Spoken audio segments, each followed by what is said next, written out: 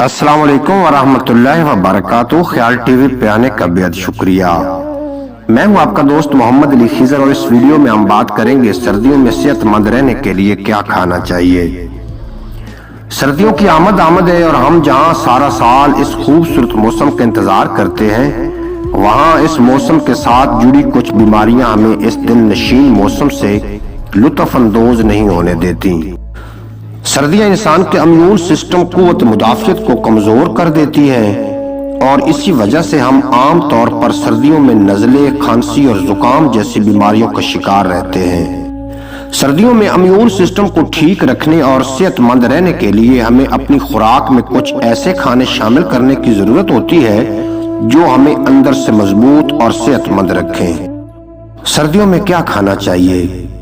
سردیوں کے فروٹس موسمی، مالٹا، کنو وغیرہ اینٹی ایکسیڈنٹ خوبیوں سے بھرپور ہوتے ہیں، اور ان میں شامل وٹامن سی سردیوں میں ہماری صحت کے لیے انتہائی مفید ہے۔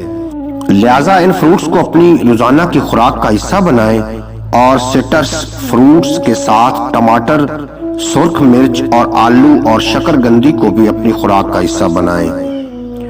سبز پتوں والی سبزیاں جیسے پالک، ساگ، اجوین کے پتے اور سبز پیاز بھی سردیوں کے ایسے کھانے ہیں جو ہمیں اندر سے مضبوط بناتے ہیں اور ہمیں بیماری سے لڑنے کی قوت عطا کرتے ہیں۔ سردیوں میں جب امیون سسٹم کمزور ہوتا ہے تو ایسے کھانے جن میں زنک کی مقدار زیادہ ہو ہمارے لیے انتہائی فائدہ مند ثابت ہوتے ہیں۔ زنک والے کھانوں میں کالے چنے، لوبیا، انڈے، گوشت اور امرود، انار وغیرہ زنک سے بھرپور ہوتے ہیں۔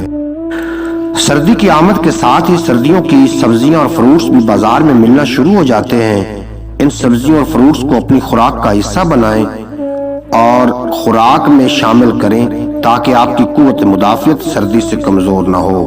شہد ام الشفا ہے، جس میں وٹامنز کے ساتھ بے شمار اینٹی ایکسیڈنٹ خوبیاں شامل ہیں جو آپ کے جسم میں موسمی بیماریوں کے خلاف قوت مدافعت پیدا کرتی ہیں اور سردی سے متاثر نہیں ہونے دیتی۔ خشک میوہ جات سردیوں میں کسی اکسیر سے کم نہیں، لیکن ان کا استعمال صبح کے ناشتے میں کریں تاکہ یہ معدے پر بھاری نہ ہو اور معدے کو ان کو ہضم کرنے میں آسانی ہو اور جسم سارا دن ان کی توانائی سے مستفید ہو سکے۔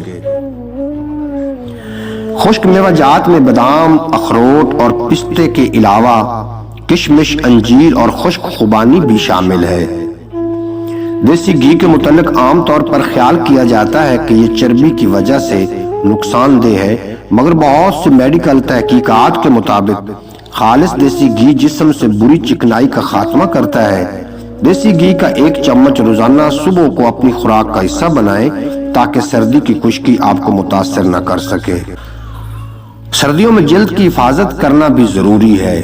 ادرک کا زیادہ استعمال سردی میں کھانسی اور بلغم جیسی بیماریاں پیدا نہیں ہونے دیتا۔ آپ ان تینوں کو ابال کر ان کا قہوہ بھی استعمال کر سکتے ہیں۔ کالی مرچ، اجوین اور ہینگ، ان تینوں چیزوں کو اپنی روزانہ کی خوراک میں شامل کریں۔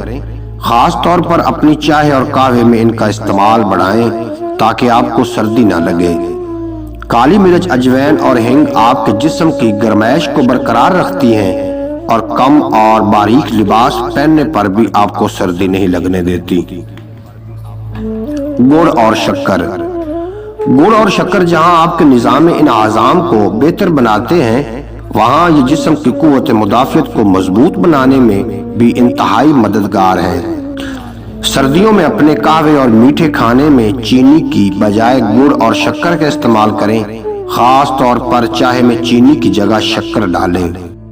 لہسن اپنی اینٹی بیکٹیریا اور اینٹی وائرس خوبیوں کی وجہ سے لہسن سردیوں کی سب سے زبردست خوراک ہے، جو بے شمار خوبیوں کے ساتھ ساتھ سردی میں ہماری قوت مدافعت کو مضبوط بناتا ہے اور ہمیں سردی کے اثرات سے محفوظ رکھتا ہے۔